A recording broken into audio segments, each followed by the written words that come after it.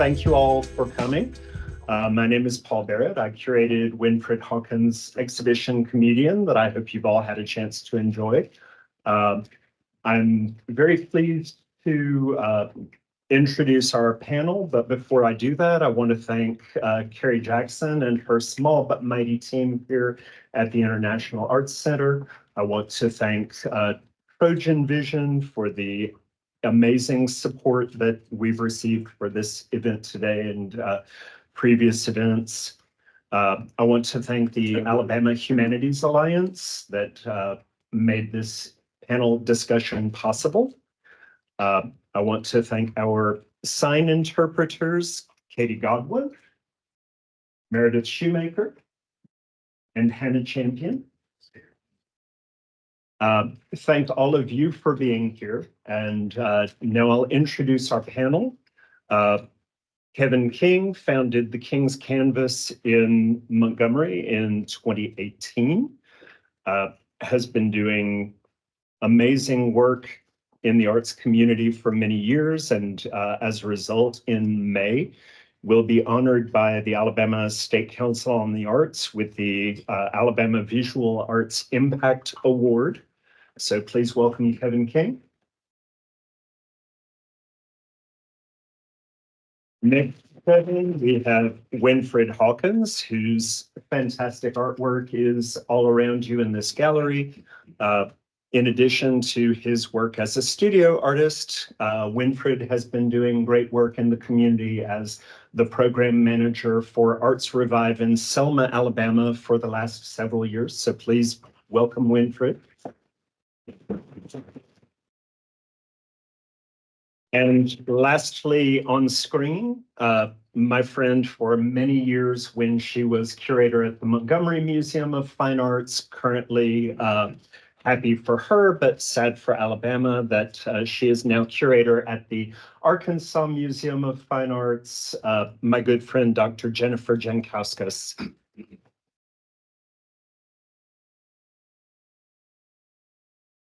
So thank you all for being here. And with that, I'm going to sit down and shut up. Well, thank you, Paul and Carrie, and I'm so happy to be with everyone in the room virtually and with especially Winfred and also with Kevin for this discussion today. I had the opportunity to have a virtual viewing of Winfred's exhibition the other day, Comedian, and it's really fantastic to see so many of his works gathered here. And while everybody is in the exhibition except for me and can see the works up close, I thought we just take a minute or two to have Winfred talk about the three main series that are represented in the exhibition. I know those aren't the only works on view, but I have highlighted a few. So Winfred, could you talk a little bit about the ideas that you're trying to convey through these works and quickly talk a little bit about the mythologies and the characters you've created to communicate these ideas? And I'm going to go ahead and share my screen and we'll look at just a few pieces. Hang on, let me. So are you just seeing the one slide or all the slides? Just the one. Okay, perfect. So this, of course, is the one of the series that you have in the exhibition. So how to talk about it quickly. All right. All right. So I paint with both hands, actually. And the work that you're seeing up there is one of my right-handed pieces, my opposite hand works. And basically, in 2012, I developed ulnar nerve entrapment in both my arms, which is basically like when you hit your funny bone, the pain after that is that, right? And so over the years, during that time, I started sketching and drawing with my opposite hand. And the basic idea for this work that you see on the screen there is dealing with three things. One is dyslexia, because I'm also dyslexic. It's also dealing with perseverance. And the other one is just overcoming like obstacles. type of things. And the reason why these works set up as a setup for the work that you see here is that it's a very different style. However, this idea or way of working came about when I was drawing and painting with my right hand, and all those works became this mythos and story that you see here, and then I just reinterpreted it with my left hand. That's where this type of graffiti kind of style thing came from, and we can talk a little bit more about it, but that's kind of the big umbrella of that. You can probably go to the next one. Okay. And here are Um, the two right. others. Right, which leads us to those two works, are this series. So the one on the left is called Blue Line Complex. It's basically a commentary on police brutality, the judicial system in general, not necessarily as it relates to Black and white people per se, because that's the low hanging fruit, right? Like, oh, white cop shoots Black person, blah, blah, blah, right? But the focus of the series in this situation was to, one, get rid of the racial political aspect of it, because what we're talking about here now is a system, right? It's a system that allows for things to happen or not to happen for whatever reason, right? And that's why they're all robots, right? So this whole idea of being a cog in the wheel and that kind of thing. Each one has, this one specifically is about Washington, it's called Ferguson Memorial, right? And it's dealing with Ferguson and other things. Like, so we can talk about that a bit later. And the one on the right is called which one was that one called? Southern Politeness. Right, that's Southern Politeness. And that series is basically me going through my own childhood memories and how my relationship with like living in Montgomery and just dealing with various situations. This specific piece was, it actually it wasn't really meant to be a kind of a racial thing, but it kind of is in some kind of way. But it's mostly just about the idea of growing up and not being heard. As a child, you sit at the children's table and you don't talk back to the adults, and all that Southern stuff.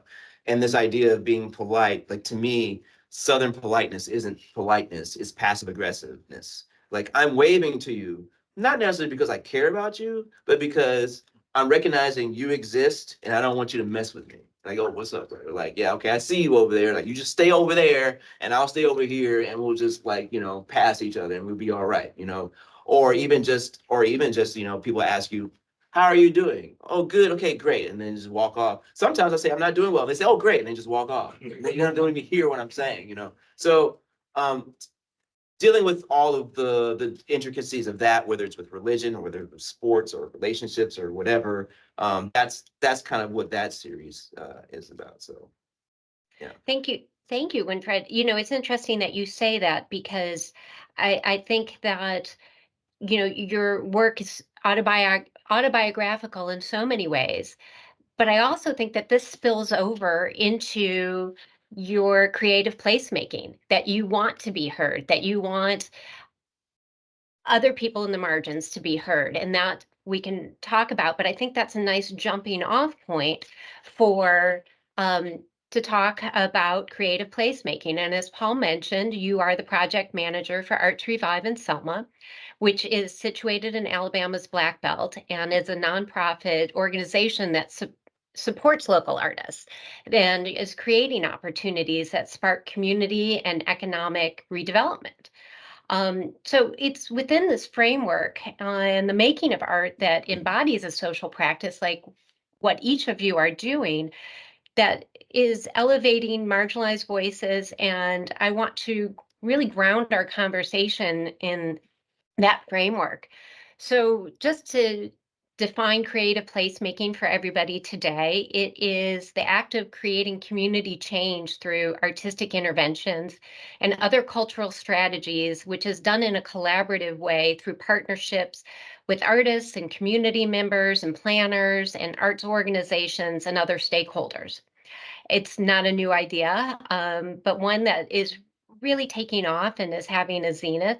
And I think that to put the work that both Kevin and Winfred are doing in that context, I wanted to share some work that a couple other artists have been doing throughout the years. And I'm just quickly going to run through them so that we can get into the meat of the conversation. So first we have Rick Lowe, who is a Houston artist, and he is really a pioneer in creative placemaking and creating change through that. Over 30 years ago, he co-founded Project Row Houses, which transformed 39 structures in Houston's Third Ward into a vibrant art community that has shifted the urban landscape. These historically preserved row houses are now spaces for artists to come in and have residencies and transform with different installations. They can use them as studios, but there's also buildings that house food distribution services and other social initiatives. And he's originally from Alabama. Yes, that's right, Paul. Thank you. And again, I'm just quickly going through these because I really want to take the time to speak with Kevin and Winfred about what they're doing.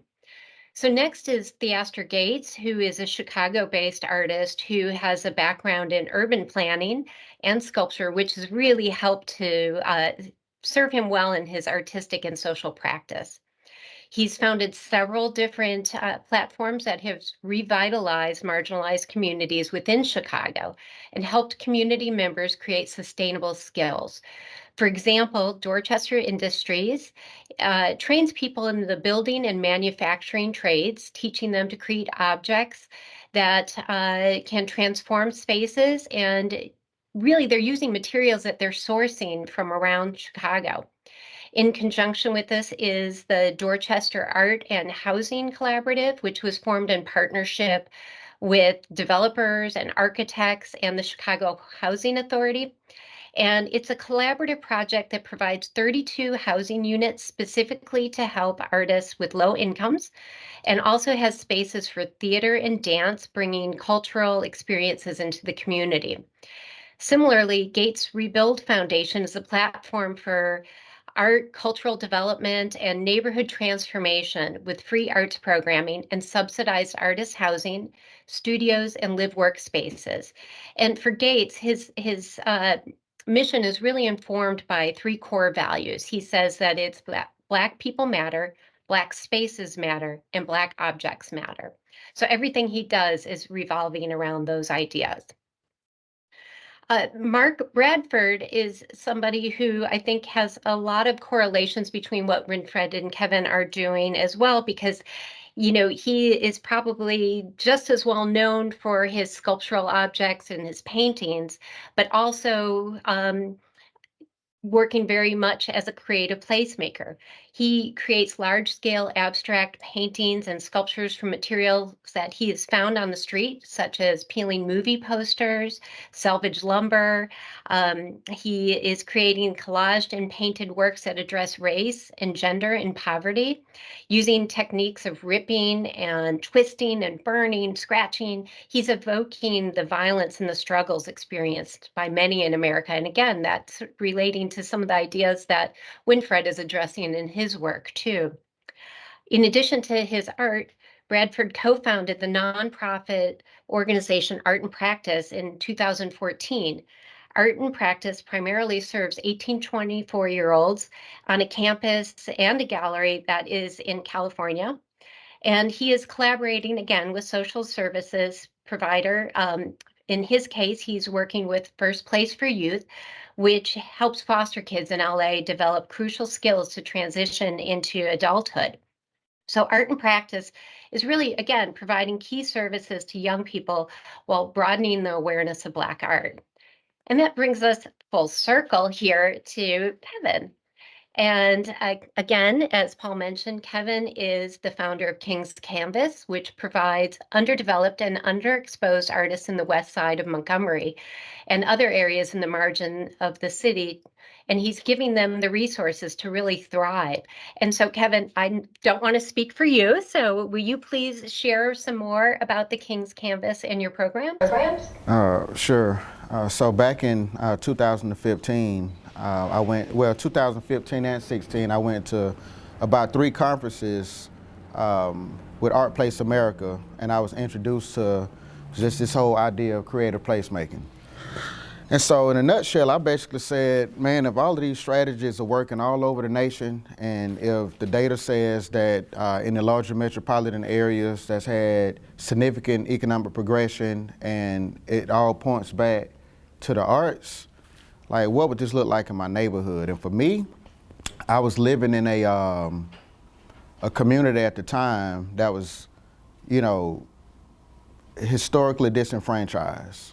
I was running another organization that I had co-founded at the time when we were dealing with youth and families. And I had just gotten back into art. And so a couple of thoughts I had. I said, one, from my vantage point, outside of 21 Dreams, Arts and Culture, I didn't see any organizations that were addressing the needs that black people had. Specifically, 3 black people who were like me. And the first one was the high school student who was told to pick a real major, get a real job. You can't make any money doing art. So I went to school for engineering instead and stopped doing art, trying to figure out how to use my art in engineering.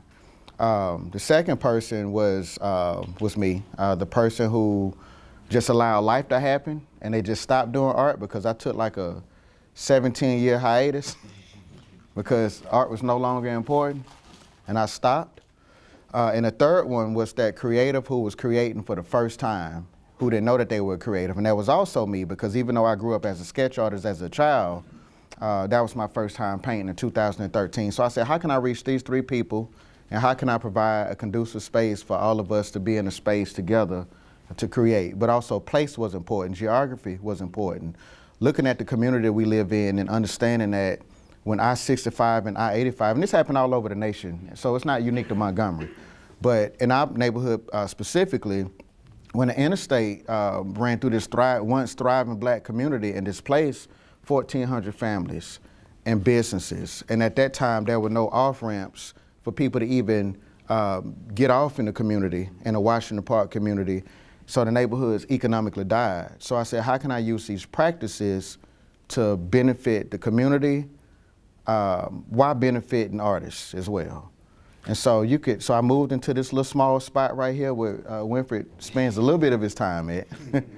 When he's not at his other studio at his crib, or when he's not in Selma. You can go to the next slide. All right, and so, and I'm gonna have to jump back and forth because I think I should have numbered these for you, so I'm sorry about that. And so now, I mean, you see the building looks a little different. We're gonna get to that in a second. But now in a community that used to be nicknamed the war zone, there's other stuff going on without the community being gentrified, right? And so probably about 3 or 4 years ago, you wouldn't have even wanted to come to Washington Park for anything because you would be in fear for your life. And there's still some people who believe that they shouldn't be over there because they hadn't been over there yet, because people still remember the rumors that used to exist in this community years ago. You can go to the next slide. And this is another thing. So this is the same building, and we're gonna back up in a second to show you how it got to this point. But now, like this particular family was from one of the local public housing, and they just decided to throw a party. The children grew up in my community. They were part of the program that I co-founded prior to starting the King's Canvas. And we stay connected, and they just threw a birthday party as we built out an additional community space. And I'm gonna talk more about that in a second. Next slide. Can you hit play on that? Yes. Okay. So, all right. You can stop it. All right, so what you saw there is something else. What you saw there was something else that didn't happen 3 years ago. Under no circumstances would you ever come to Washington Park at night if you weren't from there? Not ever. Because you would be in fear that stray bullets was gonna hit you in the head. And I've been in situations where I've been shot at and bullets are flying over my head. So I know, I know the intensity and the danger that comes along with being shot at. And so in this particular community, you wouldn't have done what you just saw under no circumstance. And so it all started with a vision. So the bland building that you previously saw, we were already in that building, doing our art. I approached Winfred and I said, yo, we need a mural. I said, because creative placemaking says when you paint a mural, you can do it in such a way to activate vacant and abandoned spaces. And so the question was, what kind of mural do we need to have in order to instill a sense of community pride for the residents who live in this neighborhood? But how can we also bring in outsiders to come in? And if we bring in outsiders to come in, maybe we can bring back commerce to this community in a greater way that wasn't existing at the time, or that didn't exist at the time. And so Winfred and I knew at some point I had to say, welcome to West Side Montgomery, because we needed to know, we needed for people to know that we were on the West Side. And if you're from West Montgomery, you're proud to be from West Montgomery. We throw up the West Side all day long. We don't care who knows that we live we live in West Montgomery. Nobody's ashamed of living in West Montgomery, as far as I know. And so at the time, there were no larger scale murals in the city that was welcoming people to the city, so Montgomery had to be prominent. We've been to other cities. How many of you have been to other cities and you find a sign that has the name of that city on it? You take a picture in front of it, and that's your proof that you've been to that city. It's a common thing. So I said, okay, we don't have anything like that, so we need this. So I started with a vision. Winfred and I had a charrette with some community members. I think the youngest in that room was a baby. He was probably like 2 years old, and the oldest person at the time was maybe like 85. Yeah. You know what I'm saying? Miss Harris is 93 right now. Yeah, so we had a wide spectrum of ages, like a multi-generational group of people from the community, and we just passed out surveys. We had pizza and soda. We asked questions. They filled out surveys, and the question was, how do we get the community involved? How does the community get input or give input and take ownership of it? And the community decided that they wanted to tell the story of the Selma Montgomery March.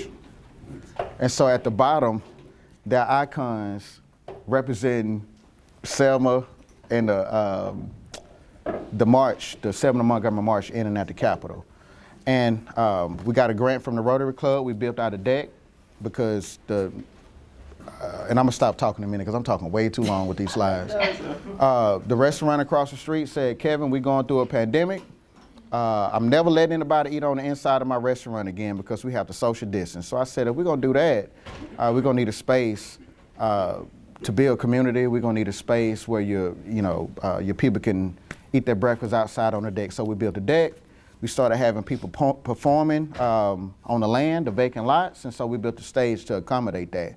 So for us, now the land is activated. We use art to activate vacant and abandoned properties, and this is the last thing that I'm gonna say. I'm gonna shut up. But creative placemaking also says when this happens, you can possibly partner with people to get people to bring businesses back to the community. Now, at this point, it's been long and drawn out because we've had a few issues, but we do have a coffee shop and bookstore moving in next door, run by Fred and Anthony Brock, who are the head of schools at Valiant Cross Academy. They opened up Valiant Books on Oak. We have a restaurant eventually moving in. Our studio is going to be converted into a gallery because it's way too small. Winfred has gotten his artwork damaged. People have knocked over stuff and knocked holes in his artwork. So it's way too small. So in the Ritter facility, we're building the largest studio, a gift shop, and a gallery. So I think that's about it. You don't have any more slides, do you, for me? Nope. Okay. All right. I'm good. I'm gonna stop presenting and we can really get into this conversation. And Kevin, you've brought up a really interesting point, and I think it is at the heart of creative placemaking in that, it really is generated by people within the community. Right. It's not people coming in from outside to try to revitalize it. It's not gentrification in, that idea that somebody is coming in and changing that landscape, but you're really building up the community to reclaim it in a way that is thriving and prosperous. So can you talk about, the meetings that the two of you had in the beginning, and what was the reception of the community, and how have they embraced this? And also, Winfred, I think maybe you can go a little further and talk about how that's happening in Selma too. Conversations that we had. Well, I mean, people are pretty excited about it. And I mean, every conversation I've had with, and Kim's had a lot more than I have. but with people that, it's always, oh, I would like to see this, or we could do this, or I'd like to do this. It's never like, a pity party type of situation. It's always like, people trying to come up with ideas the best way they can to help, the environment in that community.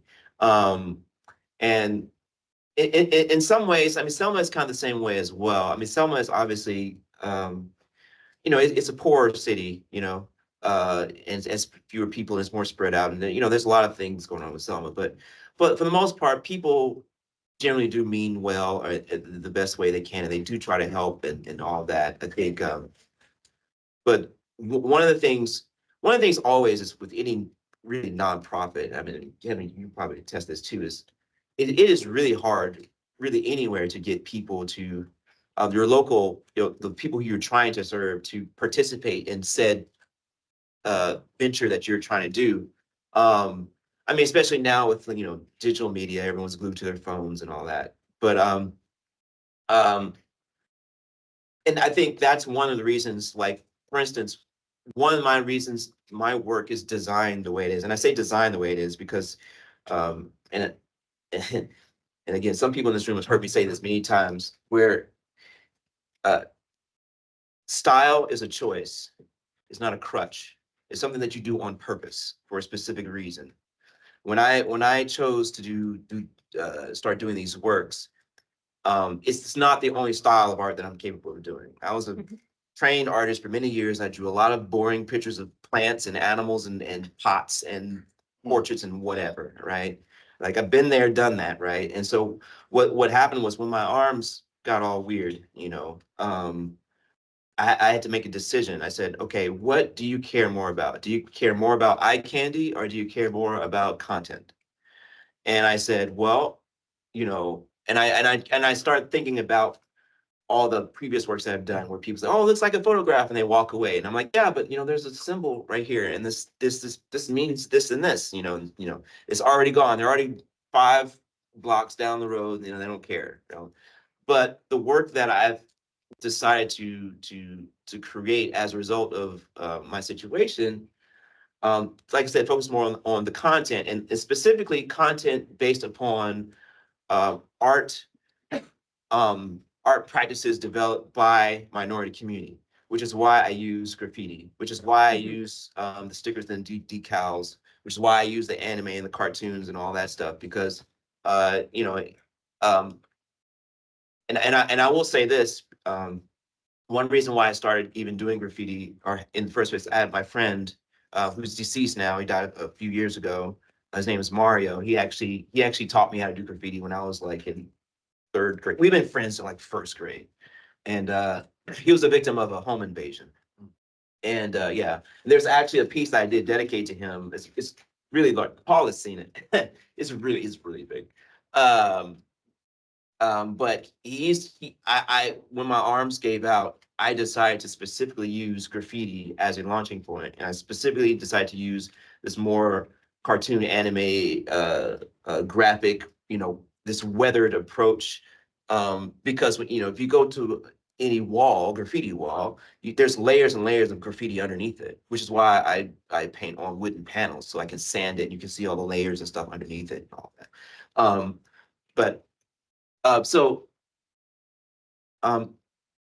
basically, the reason for that is to, one, allow people to stop and say, okay, what is that, right? What am I looking at? And why am I looking at it? Then you look at the title, and then, some skinny black kid walks along and asks you, what do you think about it? And you ask him a question, right? I'm talking about me, in case you didn't get there. Right? So anytime someone asks me one question about any work, it automatically leads to an hour-long discussion about whatever.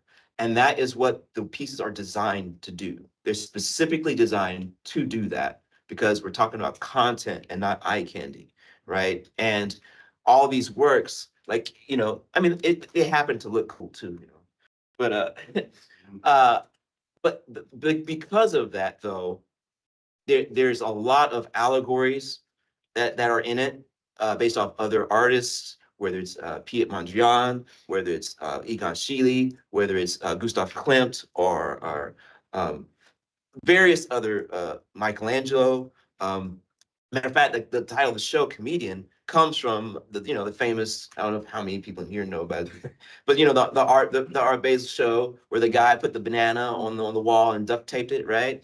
And then some guy came in and ate it off the wall, that thing sells for like $10,000, something crazy like that, So I decided to make a word, or, probably more than that now, like 20. 120. 120, yes, 120. I'm sorry, excuse me.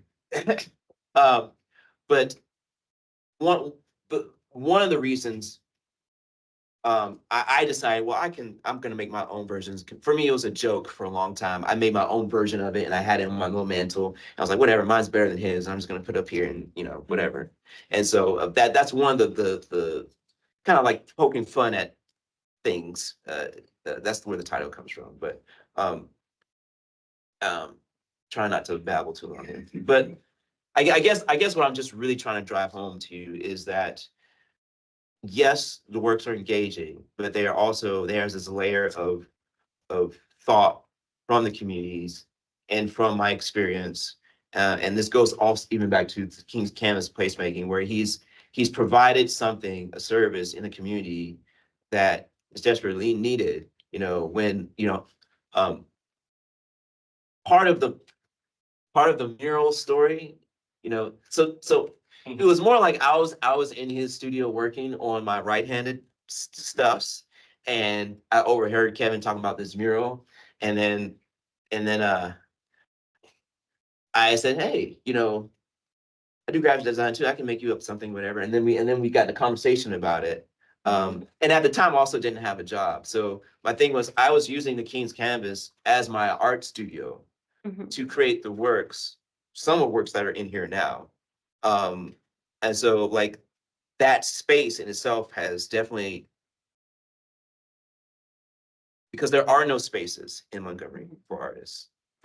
Black are right, honestly. I mean, like you practically have to buy a house. You have to buy your own house to have your own art studio. There's no real art studio spaces there. So one, just having the space and allowing artists to come in and use that space for whatever reason. And it's also trying to find the community to take advantage of said space. Me, in this example, me seeing an opportunity and utilizing it to grow what they currently have.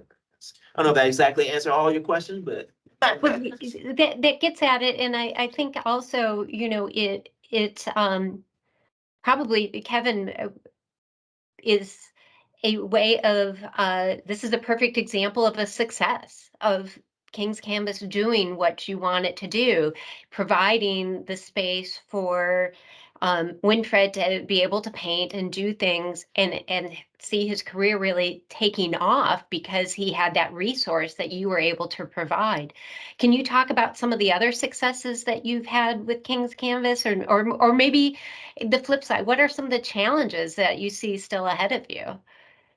Ooh, yeah, that's a loaded one. I was talking to someone earlier about how I don't do a great job at documenting all of this, because I see the successes and we just kind of move on. But one of the things that I've seen, and I always have to back up and say, just remind people that the King's Canvas wasn't necessarily the catalyst. Like I said, it was other organizations, and I ain't saying it just because he's in the room, Kalanji, but like 21 Dreams, who really just kind of kicked off a lot of that. But the thing that I would say that we've done together is created an art ecosystem that has sustainability. And I believe that it's either at a point or getting to a point where it could survive without us being gatekeepers, because we don't want to be gatekeepers, right? And so I think systems are being created, people are being empowered. We have another artist in here who's from Birmingham, Milton Madison, and he'll drive back and forth to Birmingham to do shows, and now he's in other art communities. There's another artist here, Jeremiah Williams, who has been all out in California, and he solicited me to. I mean, he's created a beer. He would say we did, but it was his recipe. I did the label for it, and so now there's a Alabama-California connection, and Jeremiah was one of the first ones to go out to California to establish that connection. And since then, we've done 2 art shows out there in Sacramento. There's another organization here called Amp Up Arts, and I'm on the board of that organization. I'm the board president, and Ashley Lucier is the executive director of that organization, and she's made like great strides, not just in Montgomery, but the state of Alabama as it relates to arts education and training and teaching artists to go into the schools. And you know, that was a conversation back in the days that said the arts aren't in the schools. That's not necessarily the case anymore, you know, because they are being funded, probably not to the extent that we would like, but I think a lot of that is attached to the work that we've done and the connections that we've made. And I would say that the King's Canvas doesn't always have a direct impact when it comes to transformation. Sometimes it's an indirect impact. People getting introduced to one another, and then, you know, dope stuff happens, you know, and so. Yeah, that's such an interesting point, that connection. And I think of both of you who are painters, which tends to be, unless you're working on a mural, perhaps tends to be more of a solitary practice, but yet you have taken that individual practice and turned it into something else and made those connections, have been working much more collaboratively. And I'd love to hear about how that maybe shift has happened. And, you know, has that been an easy transition to maybe being in the studio by yourself and then going out and doing more community-based work, and then, you know, then to come back to the studio to create by yourself again? You know, or you know, with working with other artists on murals. How is that different for you, and how do you straddle those 2 worlds for both of you? People person. Let me go. Yeah. So for me, Sorry, there's a lot to unpack there, I know. It is. You asked about challenges earlier, and I think that's probably one of my biggest challenges. You know, as an artist, you know, I started an organization because I was used to running nonprofit organizations at the time.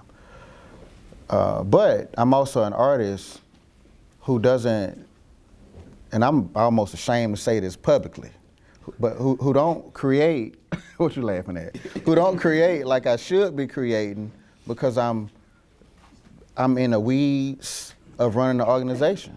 And so and it's frustrating at times, and I have to prioritize that time to be in the studio to create. And so I am working on a series right now. I'm in research mode for it right now because I just have to get something out. But it's hard to navigate both of those worlds, being out in the community, but then coming back in the studio and being able to shut off all of this executive director stuff to really get to the craft. That's my struggle, and I'm still trying to figure that out because I don't have it figured out at the moment. You know, I get, not jealous in a bad way, but I look at some of these guys and, women who are able to just pump out artwork, and I paint fast, but oftentimes I'm not able to sit my tail down long enough to actually create individual work, let alone a body of work, because I'm too busy running the organization. And after that's done, for the most part, I'm exhausted, and all I want to do is just relax. So my experience with being involved in the community versus your private works. Art is mostly a solitary activity, it can be a solitary. It doesn't have to be, but for me, it is. And that's kind of a weird kind of catch-22 for me in that way. I have like a little love-hate relationship because, I went to art school, went to SCAD, and well, I don't, by saying that, sometimes you kind of have to get rid of the rose-colored glasses, kind of do like, oh, you went to art, great art. I went there because I could draw, not the other way around. You know what I mean? And there are certain type of people that go through institutions and go through certain environments because they know how to do a thing, right? And for me, I have been very fortunate enough. To my knowledge, I'm like one of the only people that I grew up in my neighborhood, like, pre-high school, that has ever gone to any art institution of any kind ever. Okay, that includes my family, that includes everyone on my block, just me. Okay, so for me though, I do like input of other artists. I've been in those environments where a friend of mine, I'll give you just one example. At SCAD on Fridays, I was a graphic design major, and my friend was in animation and sequentials. And what we would do is on Fridays, we would go to life drawing sessions. Now, we get up at like 6 or 7 on a Friday. There's no class on Friday though. Like this, it's a free day. So we get up 6 or whatever, go to the drawing session for animators from like 7 or 8 or whatever, 9, right?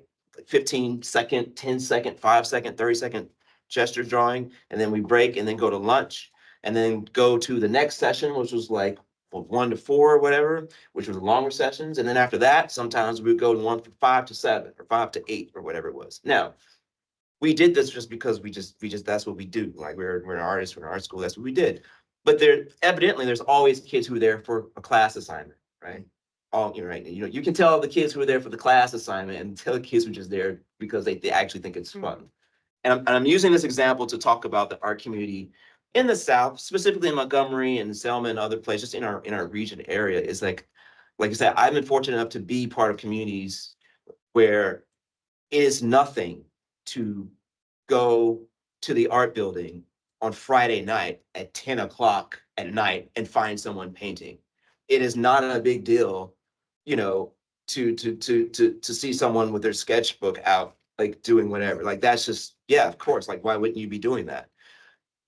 This local community, it's hard. It's much harder because that type of discipline isn't really part of the culture here, and I'm saying this because of this impacts how I interact with said community, right? So for me, sometimes I'm lonely in the community and at home because there isn't that refinement that has happened, whether it's the study of art history and how that affects your work, or whether it's, refining your style and, oh, hey, did you see, there's references to Rothko in my work everywhere. There's references like the square boxes and stuff that you see in the background. That's a direct reference to Rothko in some of these pieces.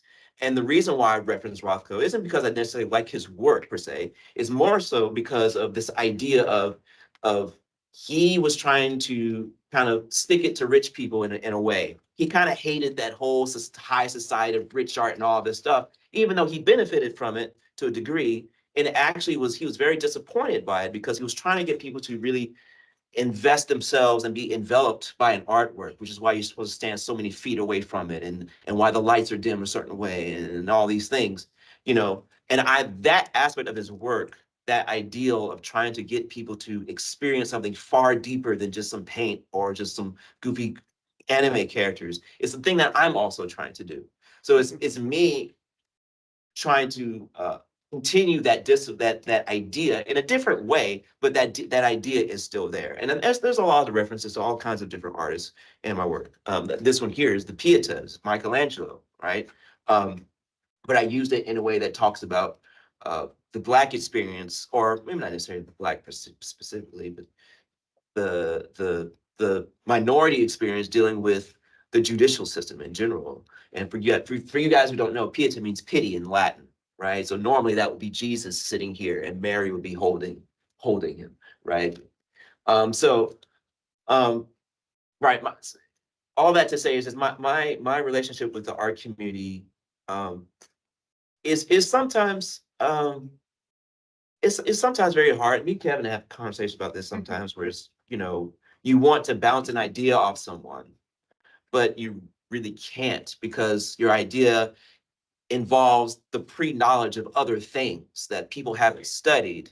So instead of getting into the meat of the thing, you end up just explaining who Rothko is for an hour. Right? So that's no one's fault. I mean, if people haven't, like I said, I'm very fortunate to have gone through my experience and have studied and all that stuff, and that's fine. And I don't expect everyone on the planet to have that knowledge, but And the best, and there have been lots of times where, what was that group that came from Atlanta? That time with the, Alternate roots. yes, alternate roots came by, and there's this young girl, she brought her sketchbook. I was so happy. Oh my God. I was in there and I was working on something, and Kevin brought this young girl to me, and she had her sketchbook. And I was like, oh, you're already past 85% of people in Montgomery just because you have your sketchbook with you to this non-drawing event. You thought to bring your sketchbook with you. And then I looked through her sketchbook, and she basically has the rudiments of the Loomis method, which is a method to draw faces and heads and things like that. So it's like, hey, do you know about this? She's like, kind of, sort of. So, hey, listen, you're missing this part, this part, this part. And so I took that opportunity to share that with her. And I've kept in contact with her on and off. I don't think you know this. I've kept in contact with her on and off, and shared books and things. And we did a Skype session one time where I was explaining things to her. But my interaction with the art community is one of trying to help people really grasp hold of and to the arts in a way that can really change your life. It's not just about pretty pictures and things. The concepts and the principles that go into creating art literally can change the structure of your brain cells, right? It can literally bring you to the enlightenment of certain things and allow you to access your own powers of creativity in various ways, whether it's in science or tech or reading or everything that anything that exists in society has been touched by some type of creative at some point, right? Mhm. Otherwise, we all be sitting on rocks in the middle of the wilderness somewhere, right? You know, so it's a really long way of answering the question, Yeah. but it's a hard question for me to answer because I struggle with it a lot because I do get in my moods about Well, things. a follow-up to that, and this will be my last question because I want to make sure that we have some time for people in the audience to ask some questions. But as you were speaking, it made me wonder that do you see that this creative placemaking and places like the King's Canvas and what you're doing allows for this conversation to continue, that you are then helping educate people about art history and art practices that for the communities that may not go to a museum, that may not, have those other resources because they either don't feel comfortable or don't know to go and realize that it's for them, that this is an area where you can build that up. Do you see that happening? It sounds like a little bit with the example you just gave, but Oh, yeah, for sure. I mean, one guy in here is sitting in here who I talk to about that all the time. But I think sometimes I feel bad for people who are in the studio when I'm in the studio because because what happens is, like, again, someone will see something I'm doing and they'll ask a question. And after that, it's over. Like it's over. We're talking about the universe and politics and science, and we're talking about constellations. We're talking about global warming and art history and like all just everything, right? Because all of that is part that goes into it. And even when Kevin talked about this idea of creating a body of work, those conversations I've had many conversations with people about this idea of creating a body of work and artists getting used to that. Getting rid of the one-off. If you have a great idea, and it's a great idea, you owe it to yourself to explore that idea to its fullest. I've been doing this thing since 2012. Okay, I have been doodling and making horrible drawings with my right hand and reinterpret them with my left hand for the better part of 12 12 years. 12 years or so. And I also I used to, before my arms got weird, I used to play jazz guitar a little bit. And so I also make my own music for some of these pieces. And I also do use my graphic design skills and all that. But I because of my situation, and I feel in some ways that because I've also had some help in getting to where I am, in that if I have a knowledge of something, and this is for also the broader minority community, or just any community, but specifically since I'm Black, so I'm going to talk about my community for a second. If I am the person in the room that has the knowledge of a thing, and we get in a conversation, and I fail to neglect to mention said thing, to me, that is the worst thing that we can do to ourselves. How can you sit in a room with an elder or anyone who has expertise, knowledge of something, and them not share that with you? That blows my mind. I do not understand it. Even by my own parents, sometimes I have to pull information out of them, but and the reason why it's so bizarre to me is because that is how you grow as an artist. You cannot grow as an artist if you're not sharing information with each other. You would go back to this example of life drawing sessions. We would go around the room, and it's like you would see 20, 30 different styles of ways of doing things. Like, oh, I didn't know you could do that. Hey, how'd you do this? Oh, well, I just did this. Oh, what kind of pencil you use? Oh, you hold your hand this way. Oh, wow, that's cool. Or you're using a brush, or you're using watercolor. And we would go around and do that. That was nothing. That was par for the course.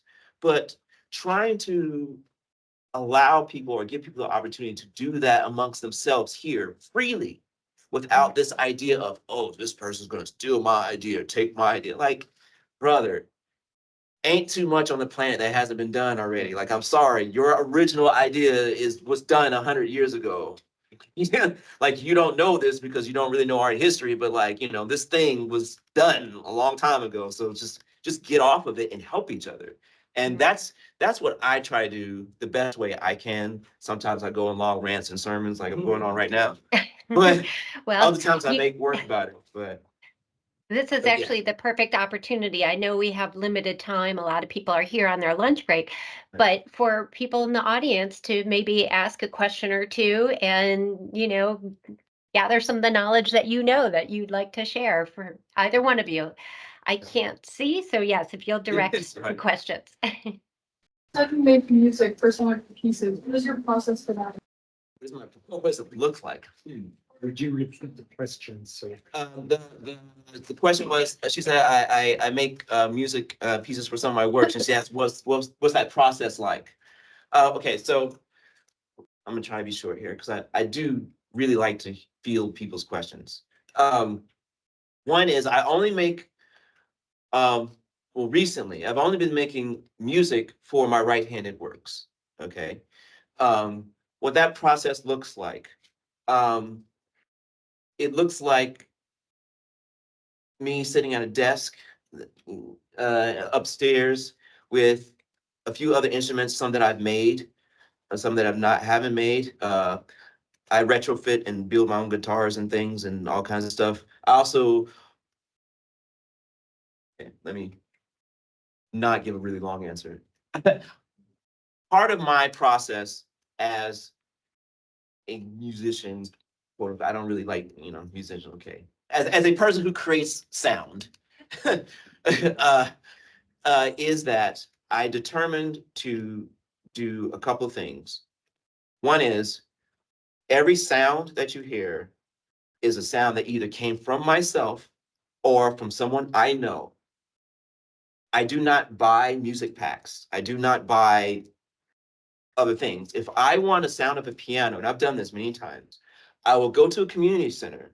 I will go and sample each note of said piano and record it, and then program that into my computer, and then play that piano at home. So that I don't have just any piano. I have the Armory's piano.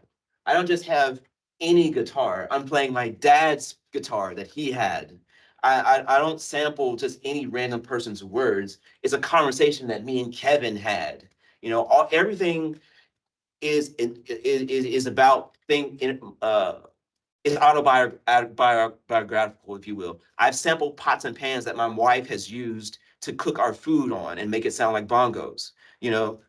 So that is part of the process. The other part of the process is, and I'll say this and I'll be quiet and I'll let you answer. One is that when I was doing the jazz, trying to be a super musician jazzy thing, music is one of those things, as art is, it's easy to fall into the trap of, oh, I gotta practice this thing and I gotta be the best thing and I have to conquer the moon before I, whatever. And my arms really gave me a lot of perspective in things. And I actually quit playing music for like 5 or 10 years after that, or 5 years after that. And I said to myself, okay, I'm gonna stop trying to be super musician man. Because I didn't start playing when I was 3 years old. And I'm not a musician savant, crazy, guitar player. So I'm just gonna focus on just making the music that I want to hear, period. And that's what I started doing. And some of it's on my YouTube. I have a YouTube channel. It's I can it's 33 Akachi, AKACHI. So YouTube. I post some of my videos up there sometimes, but we can talk more. That yes, there's a lot that goes into it, but yes, that's the general concept. I have a question that maybe would be great to hear. Any future projects for the two of you, or how you see your any future endeavors together? Collaboration? Yeah, collaborations or hopes that you can do together in Montgomery, in the King's Canvas, for example. I don't even know how to answer that one. So the question is, any future collaborations between Winfred and I? I don't think, no. But I would also say yes, because I feel like the work that we do organically is collaborative. Him being at the studio is collaborative. When tourists come in and they see Winfred's work, like literally an unfinished piece of work, and he's not there to represent themselves, and someone says, hey, I want to buy that piece. Which has happened, by the way. Yeah, and this is a real true story. And I called Winfred and he said, yo, it's not done yet. And like, I don't care, I want to buy it. And he puts a price on it and he ships it off to him. That's collaborative, right? But as far as art related stuff, as far as us doing pieces together, I don't know if that's what you meant, Carrie, but yeah. Yeah, we do have something coming up that I hadn't spoke about yet because I don't have the funding yet. I do think we are getting a grant for this. It's been promised, but until it's actually in your account, you don't know. You know how that is. And so, but we've written a few grants. Man, this is the first time I've said this publicly. We've written a few grants to further beautify just the Oak Street section of the 7 of Montgomery March Trail. And so I will be calling on some visual artists to create some standalone works that we can use as installations for a lot of the vacant properties that's on Oak Street. So if you don't know, there were 4 campsites along the 7 of Montgomery March Trail that the marchers stopped at. The first 3 campsites were owned by families, and the Conservation Fund finally got those 3 families together to meet one another, but the 4th campsite is in our neighborhood. It's at St. Jude. That's where they had the Stars for Freedom rally with Dr. King, his wife, Coretta, Harry Belafonte, Samuel Davis Jr., and a lot of other movie stars and actors and comedians. They literally camped out in our neighborhood before getting up the next morning, marching to the Capitol where Dr. King gave his address on voters' rights. And so a lot of history in our neighborhood that a lot of people don't know, that they're unaware of. And that's why it's good to have the King's Canvas there as some sort of destination spot in between Campsite 4 and the Capitol, because you would see buses and tourists. And just this past week, you had marathon runners and cyclists following the trail. And just in our neighborhood. Yeah. But now they have a reason to stop and say, what in the world is this? This place sticks out like a sore thumb. So we want to continue to do that in our neighborhood, not just at our location, but we want to take that further up the trail. And we've tested it out. Milton was a part of this project. We've tested out these privacy fence structures, and we placed a few around the city and we put artwork on them. And so for me, that was an experiment to see whether or not the wood would last or how long it would last. And so we want to do that because we have a lot of vacant properties in our neighborhood that we want to further beautify and activate. And I've also been talking to the neighbors about it too. And you know, people are excited about it. But if we don't get the funding, it ain't gonna happen. I think you'll get Yeah. You'll get Yeah. Follow up to Ricky's question, I thought it was a really good question, and I have one for you, Kevin. So would you consider music an extension of the exploration of concept and idea? You were talking about exploring Yeah. a body of work or a Yes. series, so music is part of that exploration, you think? Yeah, so the question is, music is part of the exploration or expanding upon that idea. Yeah, it definitely is that. This is why, you guys, you gotta talk to each other. This is great because a lot of my work that I do is because of conversations that I've had with people about things. This is why you have to talk to each other and communicate with each other about, I don't mean about Alabama football either. I mean about real stuff, you know? Um, um, Part of my music choices stylistically come out of a conversation I had with my friend Sheck. And we kind of joking around. We were talking about, you know, it came up that said some places in Montgomery is like the Wild Wild West, whatever. And then I paused for a second, I was like, huh, what would that sound like?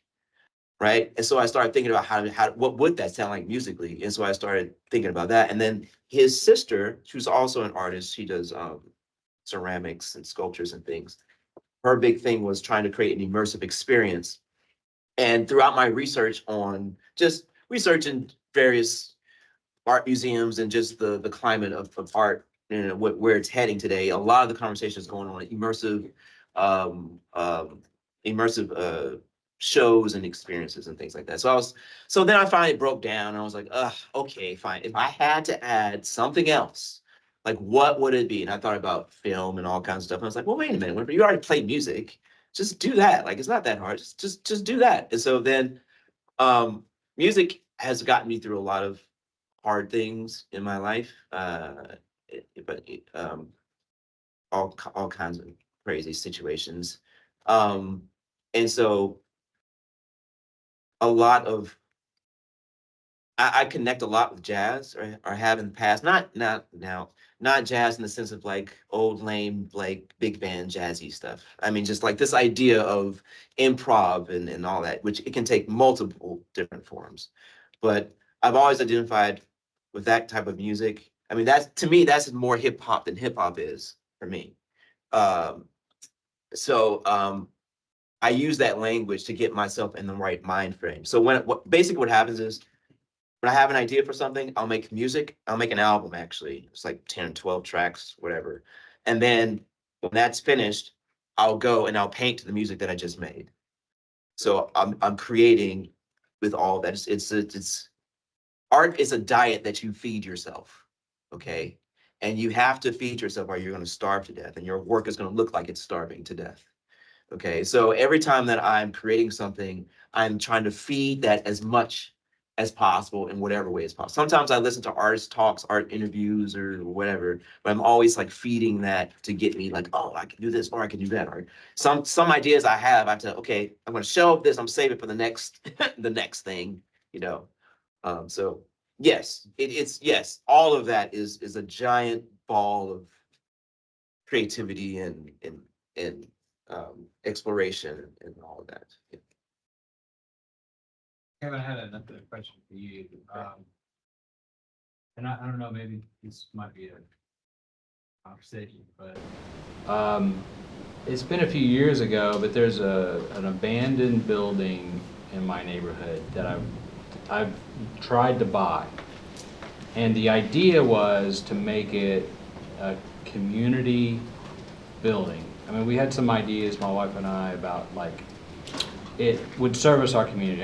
Our community, where I live, is like we call it the cusp, but we really have a heart for our neighborhood and our neighbors, and we want it to be where people talk to each other. Right now, nobody talks to each other. So it was an idea for this, but the guy won't sell it to me.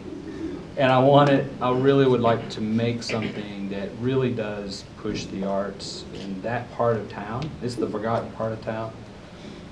do you have any suggestions? Is there a way, I mean, there's a lot of gatekeepers still here. We're, you know, it's a hard workaround. And, you know, I'm sure you guys have dealt with gatekeepers. Oh, yeah. Yeah, we have. So I think the short answer to that is, so the images that Dr. Jennifer showed us, that's 2 separate properties. The property that has the stage on it, that's owned by the King's Canvas. That was state property that we purchased from and just kind of did what we needed to do with it. But the actual building is owned by a good friend of mine, older gentleman who also owns Brenda's Barbecue in our community. His son owns the breakfast restaurant Barbagal's across the street from us. His nephews I've mentored. You know, his daughter is a good friend of mine, so that was a connection, that was a relationship. But Mr. Bethune didn't want to sell.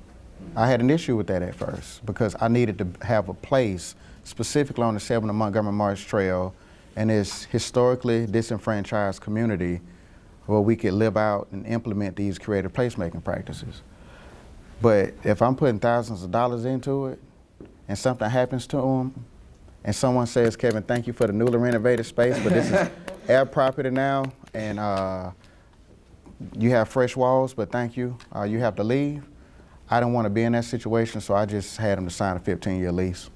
I mean, long-term leases are coming.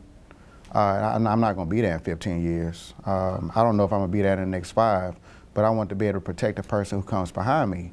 Because in 15 years, the point isn't for the King's Canvas to exist. The point is to show that we don't have to have vacant and abandoned properties in our community. Right. But if we can update this property, if we can function as partners together, and I can put some money into it, you possibly put something into it, and we activate this space, maybe someone else will want to move in and it can still be something and continue this story of property that had stores, that held stories, and you can honor those stories by saying, yo, it's not about us, it's not about what we do, but let's just kind of get something going because it's going to be something different 10 or 15 years from now probably. It probably won't even be the same thing. It probably won't even be a need for the King's Canvas. Hopefully, You know, right? and so my goal was to get into space, activate it, let it become something, but to make them sign that long-term lease so I can protect myself. So for us, I'm protecting myself. So anytime I get a grant,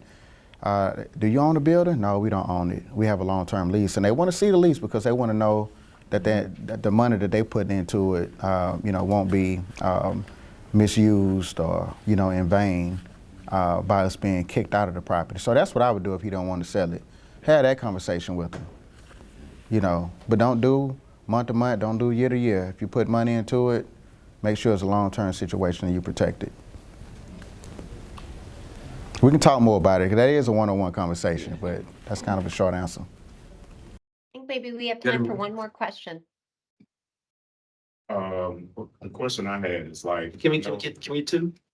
Two? outside of your disability with your arms and handicap, give me one of your challenges that you had to overcome and one of your fulfillments that you feel like with your artwork, just as an artist over. One of the challenges. I mean, just not just in this series, but just something challenging that you feel like you've overcome other than the hand thing, and then something that a fulfillment that you have. The challenge that I've had to overcome is despair. Living in Montgomery, in the environment I grew up in, is ridiculously hard as an artist. Constantly over the years being told, oh, get a real job. Oh, why are you carrying your sketchbook around? Being joked on in school all the time and being beat up all the time. And, I had asthma really bad. I've actually died once because of my asthma. I know what it means to suffocate to death. You know what I mean? I've had gun held to my face before. Like I had a bookshelf following me. I've almost broken my arm. Like despair. And understanding that, like, listen, I don't have a whole lot. And, it's funny because the amount of experience that I've had you know, that I look around that none of my friends have ever had.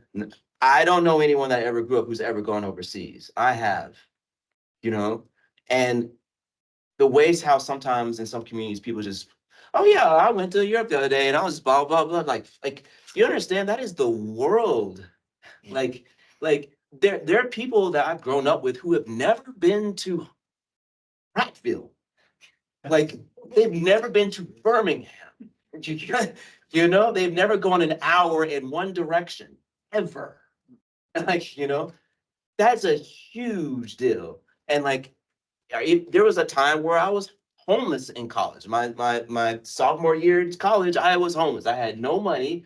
My mother gave me $300, and because that's what her mother did to her. And I went there. I actually twisted my parents' arm to go there because they didn't want to take me to school. I was like, listen, because you know, we didn't have any money. School was going on. I was like, listen, we might not have any money, but if we sit here and do nothing, I for sure won't get in school. So I told them I have a friend that's going up there and you can either help me or not, that's fine. But either way, I'm getting on that in that car with them and I'm leaving. And so anyway, they helped me get, you know, they brought me to my friend and they took me on. But I didn't have any place to stay.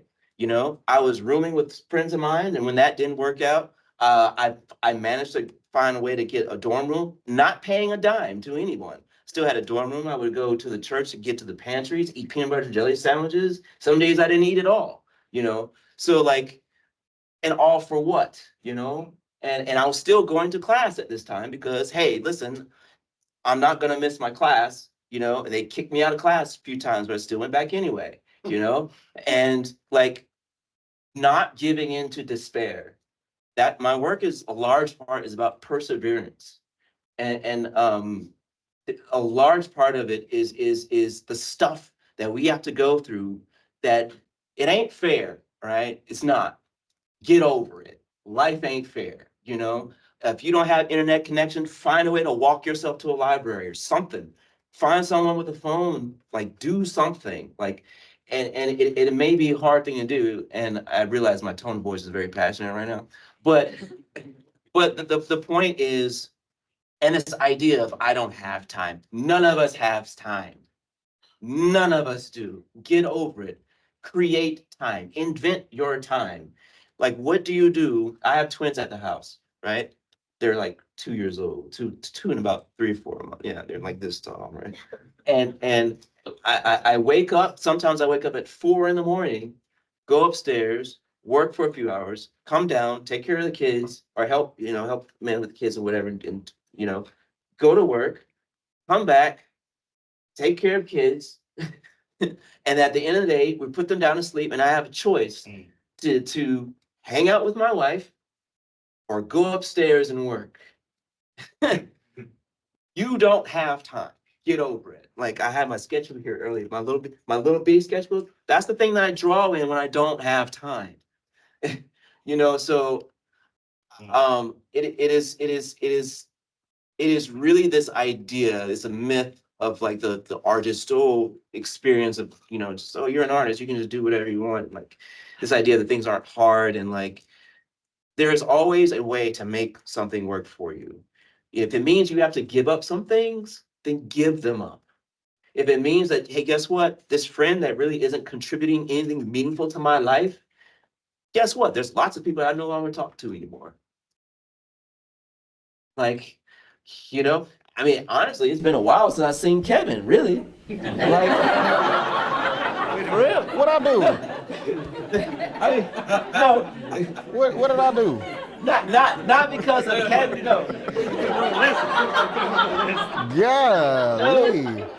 It's not because of Kevin. It's not because of Kevin. It's just because I got ghosted and I didn't even know it. No. Listen, y'all, me and Kevin are cool, y'all. But it's not because of Kevin. It's just because, listen, I got others. I can't. There's only so many things you can do in a day, in a month, in you know whatever. And like, there's times where I can only work on pieces 10, 15 minutes at a time, 30 minutes at a time. You know, even while I'm talking, the man, this is a real rant right here. But You got to do film it too. yeah, but the thing is, And this is why investing time is also an investment in yourself, right? So if you want to be good at something, invest that time up front so that, especially when I was younger, right, I have a skills. And I don't quite, I'm not the best artist in the world, but I know where my skills are at, and I know I can pull some stuff off if I want to. So the issue isn't me worrying about, oh, how am I going to shade or anything. No, look, I know how to shade, man. I know how to draw this thing. The thing is the content. The thing is me. So most of the day, I'm sitting around thinking and designing pieces in my head because I don't have time to sit there and write it and draw it out in all these sketches and things. And so what I do is I run the computer a bajillion times when I'm traveling to Selma, the commute up to Selma, and I'm thinking about poetry and I'm thinking about music and I'm listening to the music and the poetry that's then influencing myself, on my commutes. I do that a lot. And then so when I get the chance to draw something, it is out, right? It is like, okay, and go. And it is out and that's it, right? And that's very hard sometimes. And the answer is despair. Don't give in to despair, and try to, within your means, do the best with you can, and not be consumed with consumerism and not be consumed with things that don't matter. Football ain't really that important. It's really not. It's really not. You know what I mean? Like, get over it, man. Instead of spending hours watching X, Y, and Z thing, just go and work on your craft, right? So anyway, tangent over.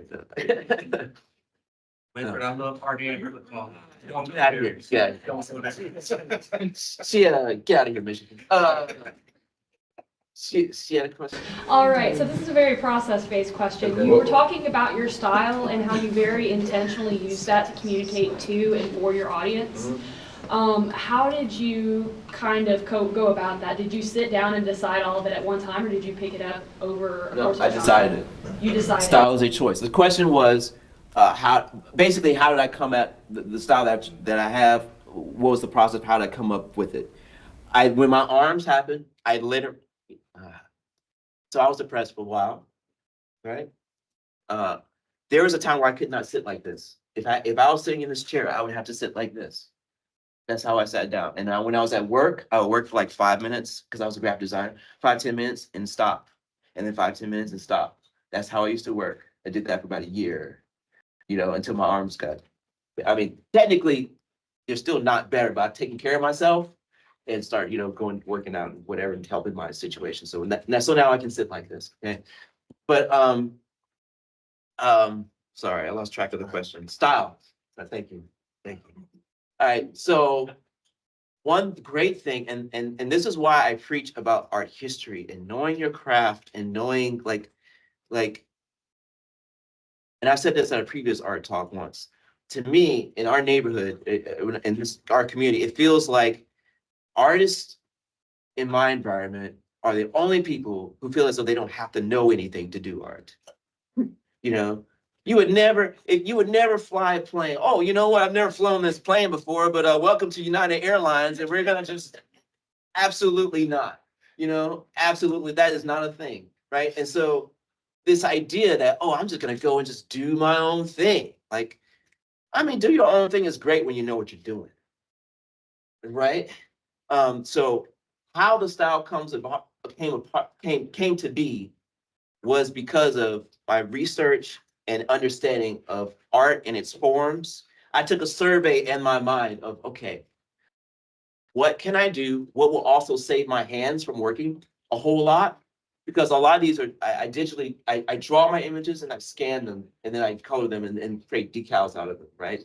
Which save my hands. So all of these works that you see go into a library in my hard drives, or whatever, that I can always pull from if I need to redo and assemble it, almost like a collage, if you will, if I want to, right? And that saves me time in my arms, right?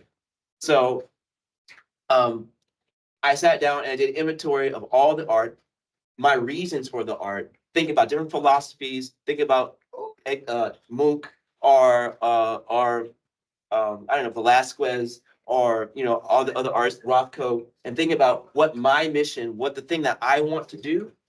And then I said, okay, if I want to then decide about content, who is my audience? What am I trying to reach? I want to reach younger people. Okay, cool, right? What styles what do I know younger people like? And what do I like as a young person? I like anime, I like pop cartoons and all this stuff. And the other thing was, okay, well, I just don't want to just use random things. All right, so I know I'm going to use things that directly Black people have put on forefront of culture, graffiti, hip hop, and this idea of weathered objects, right? When you're driving down the side of a highway and you see an old abandoned house that's like beat up and falling down, it's like, man, someone used to live there, and all that texture and all that richness in there. That's what all this distress stuff is about.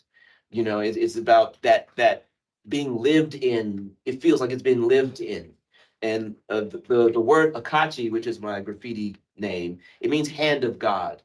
It's an Igbo word from it's a West African word. And I didn't just randomly choose that word either, right?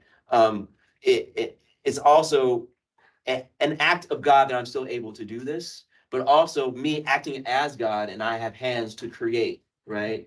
So like everything is a calculated choice that I have made on purpose for a specific reason. And the only way you can do that is if you have knowledge in your brain to pull from, right? Whether it's art history, whether it's science, whether it's mathematics, whether it's whatever. There's lots of references. There's some references I have to Einstein in here. Like the entire world of information is what you pull from, as well as your own experience. That is what creates, or that's what you can choose from to create a style if you want to, right? That's the answer, I guess. Thank you, Winfred.